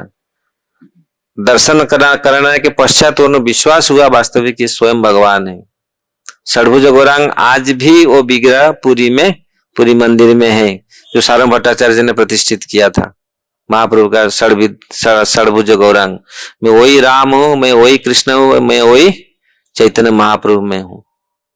तो उसको देखने के पश्चात सार्वभौम भट्टाचार्य का विश्वास और पूरी भक्त हो गए, और पूरा पुरी का पुरी वासी बहुत लोग, बंगाल तो ऐसे लोग जो उनके अनुगामी थे, लेकिन बहुत लोग अनुप्राणित हुए वास्तविक। लेकिन महाप्रभु किसी को इसको दिखाते नहीं थे, मैं भगवान हूं। वो छुप करके, इसलिए छरना बता रहे, छुप करके रहते थे। और इस प्रकार महाप्रभु जगन्नाथपुरी में जो लीला की, जगन्नाथ मंदिर में प्रतिदिन जाते थे दर्शन करने के लिए। भीड़ में एक माताजी ने महाप्रभु के ऊपर चढ़ गए। जगन्नाथ के मंदिर में एक शूद्र थे, एक माताजी ने महाप्रभु के कंधे में पांव रख करके जगन्नाथ जी दर्शन करने के लिए चढ़ गए। ये प्रतिदिन का महाप्रभु का कार्य था। महाप्रभु प्रतिदिन सुबह मंगल आरती दर्शन करने के लिए जाते थे, दर्शन करके आते थे और समुद्र में स्नान करते थे। ये उनका प्रतिदिन का था। तो और जगन्नाथ मंदिर में जब उनको कुछ भोग देते थे, प्रसाद महाप्रसाद देते थे, उसको लेके आते थे। तो प्रतिदिन उनका ये कार्य था। तो उसी दिन जब जगन्नाथ दर्शन कर, जगन्नाथ मंदिर में ऐसे भीड़ होता है, वो माता जी इतनी व्याकुल था, तो महाप्रभु के कंधे में पांव रख करके चढ़ गई। लास्ट में सारे सेवक ने उनको उतारा, हे जल्दी नीचे, तुम दिख रहा है। और उन्होंने जो होश आया, क्योंकि उसका होश नहीं थी, तो महाप्रभु ने नहीं, उसको दर्शन करने दो, अच्छा से भर के, मन भर के दर्शन करने दो। तो महाप्रभु सराहना की। वास्तविक अगर इतना व्याकुलता, महाप्रभु बोले मेरे में इतना व्याकुलता नहीं है भगवान दर्शन करने के लिए। महाप्रभु का कहने का अभिप्राय यह है, जिनके हृदय में जिनके मन में इतनी व्याकुलता है भगवत दर्शन करने के लिए, भगवान दर्शन करने के लिए, महाप्रभु बहुत खुश होते हैं। अब भगवान स्वयं खुश होते हैं जिनके हृदय में इतनी व्याकुलता। इसलिए यहाँ जो महाप्रभु जो वर्णन यहाँ कृष्णदास कविराज गोस्वामी चैतन्य चरितामृत में वर्णन कर रहे हैं महाप्रभु का लीला, किस प्रकार महाप्रभु थोड़ी सी चीज में भी महाप्रभु संतुष्ट हो जाते हैं। अल्प अल्प भगवान ऐसे होते हैं, अल्प भक्ति को भी वो बहुत बड़ा मानते हैं, थोड़ा सा उपकार को भी बहुत बड़ा मानते हैं। इसलिए चैतन्य चरितामृत में और महाप्रभु के लीला में हम लोग इसको देखेंगे हर समय, जहां भगवान के प्रति थोड़ा सा भी अनुराग है महाप्रभु उसको ग्रहण किए और उसका सराहना किए। और जहां दिखावट है, जो लोग दिखावट भक्ति करते हैं, वहां महाप्रभु उनको डांटा, बहुत फटकारा, नहीं ऐसा नहीं करना चाहिए। और जहां शुद्ध प्रेम देखा, जहां थोड़ा सा लक्षण देखा, इनका व्याकुलता देखा, उनको बहुत नहीं, ये जैसा व्याकुल, इनके जैसे भक्ति मेरे पास नहीं है। स्वयं भगवान इस चीज को बोलते हैं, ये जैसा भक्ति कर रहा है मेरे पास ये नहीं है। और जहां दिखावट देखा वहां महाप्रभु ने उनको डांटा, वहां ठीक किया। जहां जहां भी ये सारे बहुत सारे लीला महाप्रभु ऐसे किए, बहुत सारे लोगों के साथ ये आएगा। जहां जहां भी सनातन शिक्षा में, रूप गोस्वामी की शिक्षा में ये बहुत सारे चीज आएगा। हम लोग एक दो दिन हम लोग देखेंगे, इसका पढ़ेंगे महाप्रभु के लीला। और ये थोड़ा सा कठिन टॉपिक, थोड़ा फिलोसॉफिकली ये है, ये फिलोसॉफिकली आपको अगर पढ़ेंगे तो हमको तो अच्छा लगेगा, लेकिन आप लोगों को ये नहीं आएगा, क्योंकि फिलोसॉफी में इतना आजकल फिलोसॉफी समझेगा कौन। मैं इसलिए इसको स्किप किया, क्योंकि अभी फिलोसॉफी में जाएंगे। महाप्रभु ने जो सार्वभौम भट्टाचार्य के जमा था, गोपीनाथ आचार्य और सार्वभौम भट्टाचार्य का जो तर्क हुआ, जो भगवान कैसे आ सकते हैं, भगवान कैसे दर्शन दे सकते हैं, कैसे अवतरित हो सकते हैं, ये कैसे भगवान हो सकते हैं, तो उन्होंने प्रमाण जो दिया, बहुत सुंदर प्रमाण उन्होंने प्रमाणित किया। तो सब लोग भगवान नहीं हो सकते। महाप्रभु के बारे में शास्त्र में, महाभारत में, रामायण में, भागवत में, सब जगह वर्णित है। आज कोई बोलेगा मैं भी भगवान हूं, लोग बोलते हैं हम भी भगवान है, तुम भी भगवान है। सब लोग भगवान नहीं हो सकते। क्यों नहीं हो सकते? क्योंकि शास्त्र में होना चाहिए और आपके वो गुण होना चाहिए आप अंदर। इसलिए महाप्रभु आए थे। मछुआरा जो महाप्रभु समुद्र में पड़े, अचेत होकर के समुद्र को यमुना मान करके कूद पड़े रात में, विरह में पूरी, और कई 30 किलोमीटर पानी में, समुद्र में पानी में पूरी चले गए। कोणार्क, जो कोणार्क टेम्पल है, सन टेम्पल, वहां पर पहुंच गए सारे लोग। और कैसे 3-4 जगह में बंद हुआ है किवाड़, दीवार है, किवाड़ है, पूरी बंद है। महाप्रभु को बंद करके रखते थे। 6-7 जगह में बंद है पूरी। और एक गोविंद उनके सामने सोया है, इतने पर भी महाप्रभु भीतर नहीं है। सब लोग, खाली एक समय नहीं, कितनी बार ये घटना घटित हुआ। तो तुरंत प्रतापरुद्र महाराज को ये खबर गया, तो प्रतापरुद्र महाराज बहुत बड़े भक्त थे महाप्रभु के। तो उन्होंने सारे जगह पूरी सैन्य भेज दिया, सब जगह पूरी, सब ढूंढने के लिए सब लोग भेज दिया। कहां गए महाप्रभु? किसी को किधर कुछ नहीं मिला। लेकिन भक्त लोग को जानते हैं कैसे कैसे वो, अब भगवान ऐसे प्रेरणा देते हैं उनके हृदय में, कहां भगवान मिलेंगे। तो भक्त लोगों को ये प्रेरणा मिला, स्वरूप दामोदर गोस्वामी को प्रेरणा मिला, नहीं चलते देखते इसी समुद्र के किनारे किनारे हम लोग चलते, शायद महाप्रभु मिल जाएंगे। तो समुद्र के किनारे किनारे किनारे किनारे चलते चलते उन्होंने 20 किलोमीटर रात में उस समय कोई व्यवस्था नहीं था लाइट का, वो मसाला जलते हैं ना, क्या उसको बोलते हैं, मसाला, उसी को ये करके देख करके ऐसे ऐसे वो जंगल पूरा पहुंचे 30-35 किलोमीटर। 35 किलोमीटर पहुंचे, देखे एक मछुआरा, वो मछुआरा भी अद्भुत, उसका पूरा बोल चाल पूरा अलग। मछुआरा को जब देखे जगह माने भगवान का नाम उच्चारण कर रहा है, भगवान का नाम कर रहा है, महामंत्र कर रहा है पूरी पागल की तरह। तो भक्त लोग स्वरूप दामोदर गोस्वामी देख कर समझ गए ये महाप्रभु से मिला है, महाप्रभु के मिलेगा तो ये इसका भाव होगा। क्योंकि महाप्रभु को शरीर को जाल में वो पकड़ा था, जो जाल डाला था जाल में उन्होंने पकड़ा था, वो सोचा बड़ा मछली है, वो मछली रात में मछली पकड़ रहा था, तो महाप्रभु को जाल में पकड़ा, जब महाप्रभु को ऐसे खींचा तो उनका शरीर लगा, उनके हाथ लगा तो वो पूरी इनके इसका शरीर पूरा प्रेम में आ गया, भाव आ गया पूरी, और वो ऐसा पागल पूरा हो गया भगवान का नाम में।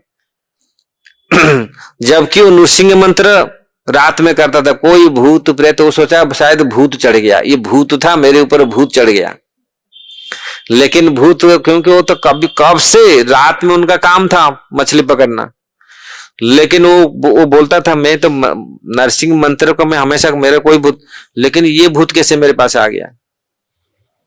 तो महाप्रभु केवल स्पर्श मात्र से, तो स्वरूप दामोदर गोस्वामी ने समझ के ये महाप्रभु का स्पर्श किया और एक थप्पड़ लगाया उसको, वो थप्पड़ से ठीक हो गया, उसका भूत भाग गया पूरी। और उनको बोला कहाँ है वो, ना वो वहीं पहुंचा। और महाप्रभु देखे, महाप्रभु शरीर तो ऐसे ही 7 फुट था, ऐसे ऊंचे थे, लेकिन वो पूरा शरीर 7 फुट नहीं पूरा 15 फुट हो गया था, सारे हाथ पांव सारे लंबे, जॉइंट पूरा खुल गया था।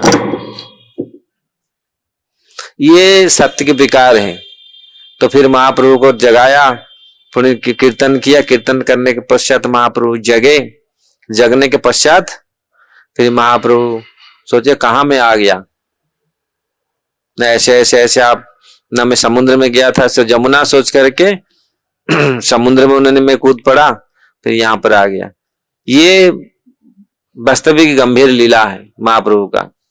ये जो विकार है ये भाव के विकार है। महाप्रभु ने जो भाव दिखाया अपने शरीर में, किस प्रकार अगर कोई सिद्ध हृदय में भगवान का नाम कीर्तन कोई करे तो उसके हृदय में से भाव उत्पन्न होगा, और जो भाव उत्पन्न होगा भौतिक जगत में जो भाव हमारा अटैचमेंट है भौतिक जगत के प्रति, वो सब चला जाएगा। जब ये भगवान प्रति हमारे जीव का भाव उत्पन्न हो तो भौतिक जो भाव वो सब भाग जाएगा। ये भौतिक भावनाएं हैं हमारे हृदय में जो हमको कलुषित करता है, हमको टेंशन देता है। जो आज जितने सारे प्रॉब्लम है ये भौतिक भावनाएं, ये भौतिक भावना हमको सुख नहीं देता। इसलिए महाप्रभु शिक्षा ये दिए हैं, क्योंकि रियली हम लोग अगर हम भाव चाहते हैं, वो भाव में रहना चाहते हैं, जो कृष्ण भावना अमृत, वो वास्तविक भावना अमृत या अमृत है। अगर वो कृष्ण भावना में हम रहना चाहते हैं, वही भाव है। और ये भाव अगर जीव के हृदय में आ जाए तो जीव ये जगत का ताप पाप ताप सब भूल जाएगा और जीव को परम शांति आनंद अनुभव होगा। यही महाप्रभु का शिक्षा है, क्योंकि जीवात्मा ये संसार में दग्धीभूत हो रहा है, क्योंकि उसका भाव नहीं है, हमेशा अभाव है। कि भौतिक जगत के जो हम लोग सोचते हैं ये भाव है, वास्तविक वो सब अभाव है। जिसके साथ आप भाव लगाओ, भाव समझ रहे हैं ना, जिसके साथ आप अटैचमेंट को रख सकते हो वो कहाँ, वो अभाव ही देता है। सबका हम लोग का अनुभव है, लेकिन जो कृष्ण के साथ अगर भाव हमारा असली भाव पैदा होता है, और कृष्ण ऐसे अगर शुद्ध हृदय में हमारा वो भाव जागृत होता है, अनंत काल तक हमको ये फिर जगत में लोग यहाँ रह के पूरी बोरिंग हो जाते हैं, लेकिन कृष्ण भक्त कभी बोरिंग नहीं होते। भगवान कथा कभी बोरिंग नहीं होता। भगवान कथा ऐसा है, वही उसी भाव को प्रकट करने के, उसको दिखाने के लिए, उसको झलक दिखाने के लिए महाप्रभु आए। ये भौतिक जगत में त्रसित जीव किस प्रकार त्रस्त हैं, जगत में कितनी दुख है, कितनी कष्ट है, त्रस है, लेकिन वो भाव कैसे प्राप्त हो। और उसी भाव का सर्वश्रेष्ठ कौन थे, उसी भाव का पराकाष्ठ देवी कौन थे, राधा रानी। महाभाव का जो पराकाष्ठ, तो महाभाव स्वरूपिणी राधा ठाकुरानी, जो राधा रानी वो महाभाव का ही स्वरूपिणी थे। क्योंकि राधा रानी का इस प्रकार भावना थी, भगवान के वियोग में, भगवान के विचार में इतनी मग्न हो जाती थी और इतनी सुख, इतनी आनंद अनुभव करती थी। इसलिए भगवान कृष्ण को राधा रानी का भाव लेकर आना पड़ा। राधा रानी को भाव को समझने के लिए ये चैतन्य अवतार हुआ। यदि गौर न हईते तबे की हईत। जब चैतन्य महाप्रभु ने राधा महिमा प्रेम रस सीमा जगते जाना तके, जो राधा रानी का भाव को कोई समझ नहीं पाता, वास्तविक राधा रानी का जो भाव था भगवान के प्रति, उसी भाव को प्रकट करने के लिए स्वयं भगवान आए, भक्तों का रूप। क्योंकि भक्तवश भगवान भक्तों के वश में वशीभूत हैं। इसलिए भक्त कितनी आनंद लेते हैं, भगवान वो भक्तों के आनंद को लेने के लिए, प्राप्त करने के लिए भगवान स्वयं भक्त रूप में आते हैं। क्योंकि वो भक्त लोग मेरे से भी बहुत आनंद लेते, मैं तो जितना आनंद लेता हूं ये तो मेरे से भी और आनंद ले रहे।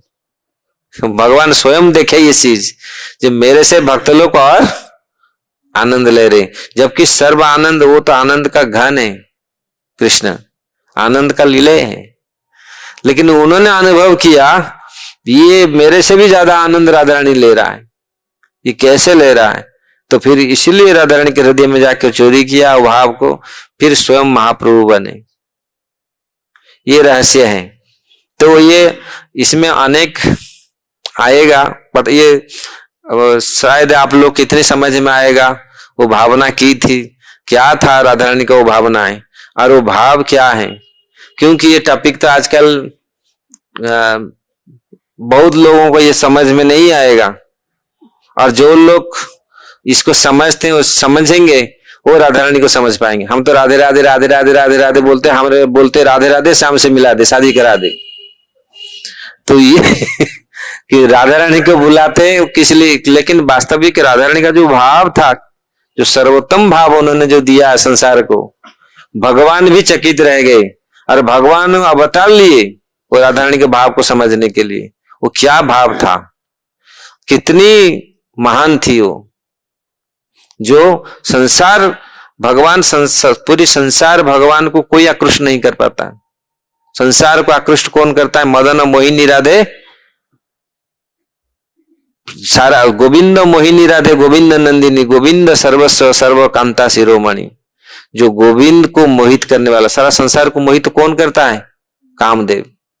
कंदर्प कोटि कमनीय विशेष शोभम, काम के द्वारा सारे आक्रांत हैं, वो कामदेव को भी जो आक्रांतित करता है वो स्वयं कृष्ण है। कंदर्प कोटि कमनीय विशेष, और वो कृष्ण को भी जो आकृष्ट करता है गोविंद नंदिनी, जो गोविंद को भी आनंद देते हैं।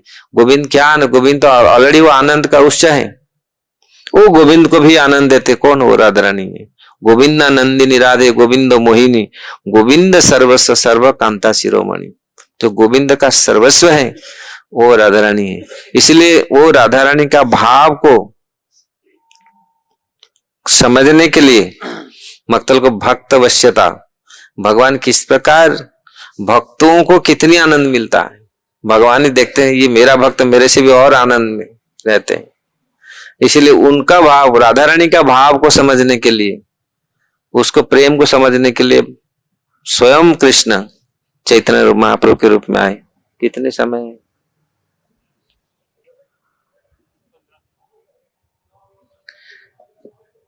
इसलिए महाप्रभु ये बहुत बड़ा सौभाग्य है, आप लोग ऐसे परंपरा में जुड़े हैं, जो आज सारा संसार में ये राधा रानी का बड़ी कृपा है, जो राधा रानी सारे जीवों पर कृपा करने के लिए उनका अवतार हुआ है। और राधा रानी चाहती थी, क्योंकि जो सर्वश्रेष्ठ है भक्तों में, जो आराधिता नाम, जो आराधना में राधा रानी का नाम जो पूरी भगवान हरि का जो सर्वश्रेष्ठ आराधन किए, इसीलिए उनका नाम राधा है। और उनका जो तत्व, जो राधा तत्व, आज हम लोग देखे किस प्रकार राधा रानी की कृपा जीवों पर होना चाहिए और राधा रानी को समझना चाहिए जीव। इसलिए महाप्रभु जो राधा रानी का कृपा मतलब राधा रानी का जो भावनाएं हैं, सारे जीव किस प्रकार सुख में रहे, आनंद में रहे। सुख, राधा रानी में कोई सुख वासना नहीं है। सारा जगत में जीव अपना अपना सुख चाहते हैं, लेकिन राधा रानी जो थे अपने सुख का वासना नहीं है। उस कृष्ण सुख विलासर निधि, जो कृष्ण सुख के लिए राधा रानी पूरा सब कुछ न्यौछावर की थी। तो इसलिए राधा तत्व जो है, राधा रानी सबको, ऐसे नहीं है संसार में सब लोग चाहते हैं हम खुश रहे, हम आनंद में रहे, लेकिन राधा रानी चाहते थे सारे जीवात्मा भगवान साथ आए, सब लोग आनंद में रहे, सब लोग आनंद मिले। इसलिए राधा रानी का जो भावनाएं है, वही राधा रानी का भावनाओं को लेकर के स्वयं चैतन्य महाप्रभु आए राधा रानी को समझने के लिए, किस प्रकार जीवों पर इतनी कृपालु। इसलिए वो राधा रानी ही के भाव को ले राधा भाव अंगीकार करी। महाप्रभु राधा रानी का भाव को लेकर के अंगीकार करके ये आए हैं और वो भाव को बांटे हैं। ये सर्वश्रेष्ठ भाव जो राधा रानी का भाव था, महाभाव, उसी महाभाव को लेकर के महाप्रभु आए और सारे संसार में बांटे। और वही महाभाव ही अगर जीवात्मा का मुख्य उद्देश्य होना चाहिए। वो भाव अगर थोड़ा सा प्रेम हमारे हृदय में आ जाए तो जीवात्मा को सब कुछ प्राप्त हो जाएगा। जो जीवन का जो चरम लक्ष्य है, भटकते हैं जीवात्मा, जो आज जो भटक रहे हैं लोग, तो इसीलिए कृष्ण प्रेम प्रदाय थे, कृष्णाय कृष्ण चैतन्य नामने गौरत्य से नमो नमः। जो जीवात्माओं को कृष्ण प्रेम प्रदान करने के लिए महाप्रभु आए हैं, वो प्रेम वो राधा रानी का ही प्रेम है। और वो राधा रानी का प्रेम को बांटने के लिए महाप्रभु स्वयं आए हैं और ये जीव का कर्तव्य है। इसलिए हम चैतन्य चरितामृत आदि ग्रंथ में महाप्रभु का लीला आगे हम लोग काल पढ़ेंगे, किस प्रकार ये सत्र में हम लोग जितना समय हमको मिलेगा, छोटी छोटी बहुत ऐसे ऐसे महाप्रभु लीला किए हैं। छोटी सी उदाहरण, छोटी सी घटना में महाप्रभु कितनी जीवों को शिक्षा दिए हैं। और वो लीला क्योंकि स्वयं आचरण किए हैं, दूसरी अवतार में तो भगवान सब किया, लेकिन इसमें अपनी आचर्य धर्म अपर सिखाए, स्वयं उन्होंने आचरण किया। महाप्रभु का जो शिक्षा स्वयं आचरण करके दिखाया। ऐसा नहीं केवल बोल दिए, उन्होंने स्वयं अपने जीवन में उसको उतारा, स्वयं उन्होंने किया इस चीज को। किस प्रकार भजन करना चाहिए, किस प्रकार भक्ति करना चाहिए, कैसे सन्यासी होना चाहिए, कैसे गृहस्थ होना चाहिए, वो सारी शिक्षा उन्होंने दी। तो इसलिए महाप्रभु जैसा वास्तविक ऐसा अवतार नहीं हुआ है। और ये तो ऐसे ब्रह्मा जी का एक दिन में भगवान आते हैं, बहुत विरल है। इसलिए चैतन्य चरितामृत आदि ग्रंथ में हमारे आचार्य लोग लिखे हैं, बहु जन्म से ये वितरण नहीं किया। भगवान स्वयं सोच रहे हैं इसे आने से पहले बहु दिन तक में ये चीज दिया नहीं लोगों को, तो इसलिए इस चीज को ये जरूरत है इसको देने के लिए। इसलिए महाप्रभु आए, वो जो बहुत अनार पितम चरी चिरार करुणया अवतीर्ण कलो समर्पित उन्नत उज्जवल रस स्वभक्त, जैसे बहुत संस्कृत हो जाता है इसलिए आप लोग को समझेंगे नहीं, इसलिए मैं ज्यादा इस चीज में घुसता नहीं, लेकिन ये सारे तत्व हमको समझना पड़ेगा। अनार्पितम चिरं चरिन चिरात करुणा अवतीर्ण कलो समर्पयति उन्नत उज्जवल रस स्वभक्ति स्वयं। वो अनार्पित, जो चीज हम अर्पित नहीं हुआ, जो चीज दिया ही नहीं, कोई भी दिया नहीं इस चीज, अनार्पितन चरि चिरात, बहुत दिनों से, वो क्या था? उन्नत उज्ज्वल रस स्वभक्ति स्वयं। ये उन्नत उज्ज्वल रस, जो भगवत रस, जो कृष्ण प्रेम, वो रस बहुत दिनों से मिला नहीं जीवों को, उसको देने के लिए किस प्रकार महाप्रभु स्वयं अवतरित, स्वयं कृष्ण चैतन्य महाप्रभु रूप में, श्री सच्चिदानंद के रूप में नदिया में अवतरित हुए थे और जीवों को ही प्रेम प्रदान किया। वो 48 साल रहे और पूरी प्रेम को उन्होंने 24 साल गृहस्थ जीवन में रहे मतलब बाल्य से गृहस्थ जीवन और 24 साल सन्यास। इसमें 48 साल में पूरी उन्होंने दिए जो इसका पूरी वर्णन यहाँ पर होगा। हम लोग देखेंगे कुछ, कल कुछ चर्चा करेंगे महाप्रभु का। ऐसे तो अनेक कथाएं हैं महाप्रभु का। किसका कोई प्रश्न है?